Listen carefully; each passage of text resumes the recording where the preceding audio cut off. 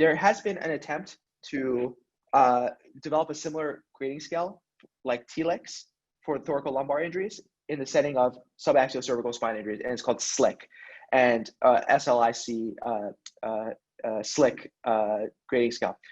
It's not as commonly used as TLIX, and there still needs some larger data to confirm and kind of validate its use in a subaxial spine, but it does give us a baseline to go off of. The only difference with the subaxial cervical spine is that these injuries tend to be a little bit more complicated and have many more variants than those in the thoracolumbar spine. And as you'll see, it's a little bit complicated. So you can see here, they try to break up into A, B, and C type injuries, but you also have bilateral injuries and facet injuries.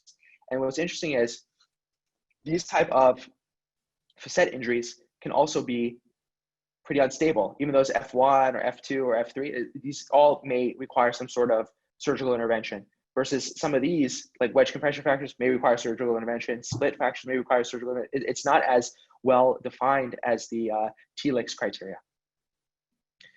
Okay, so I don't want to get too deeply into these because these are pretty complicated, and these there's so much literature just on these type of injuries, the facet type injuries. So these non-displaced facet fractures, so these unilateral non-displaced facet fractures are very unpredictable in the way they behave, and very frequently these patients, something like this looks very benign, but often they can present later on with a non-union and a very characteristic searing radiculopathy, and this often requires surgery.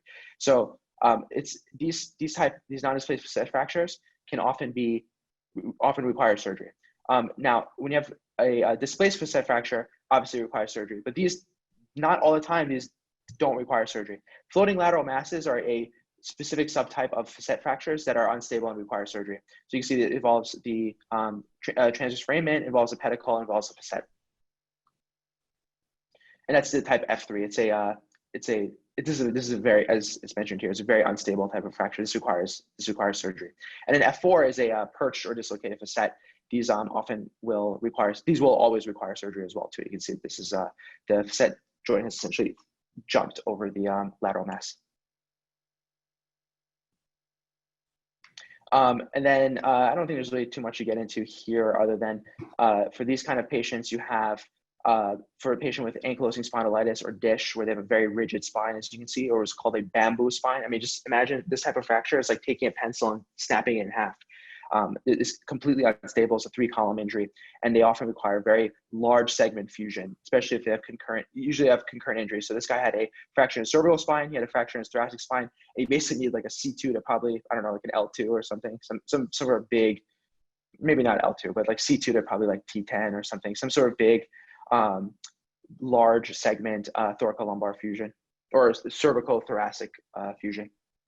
I'll say something about it more from the radiology point of view. I think we can slow down because I don't think we're going to get through infections. So I think we can finish up our trauma slides here and talk a little bit more about them. This first picture, you just said this. So this person has several things.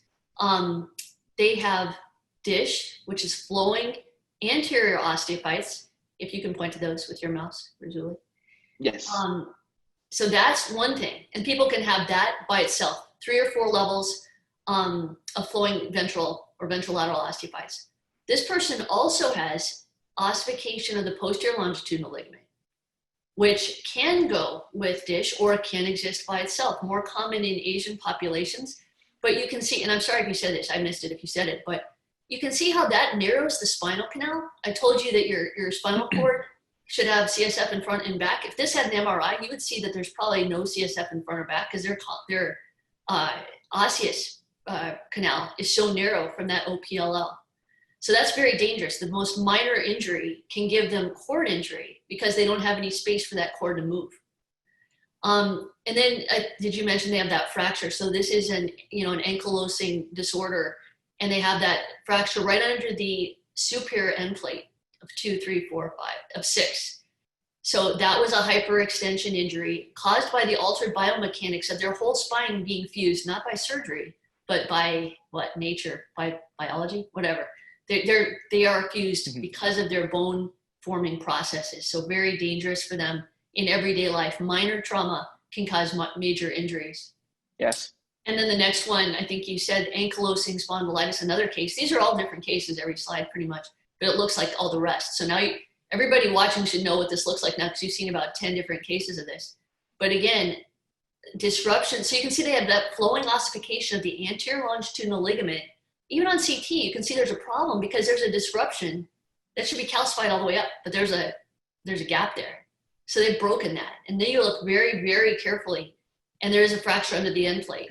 And super subtle, because that person's osteoporotic, you can't see much, but you know that because that anterior part is gone and there's a little bit of disruption, we have to look super carefully and diagnose this when they come in the door before they go to any other imaging, before they go to surgery, because they're very, very fragile.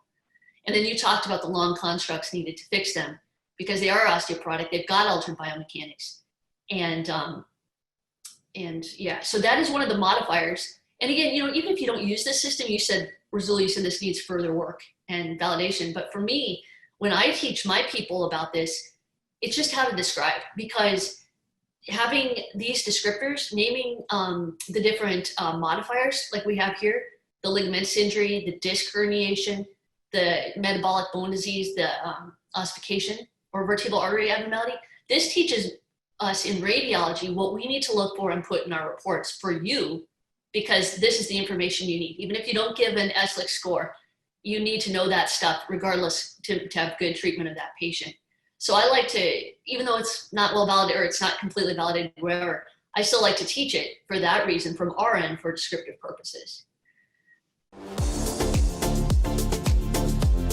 Hey everyone, Ryan Rad here from neurosurgerytraining.org. If you like that video, subscribe and donate to keep our content available for medical students across the world.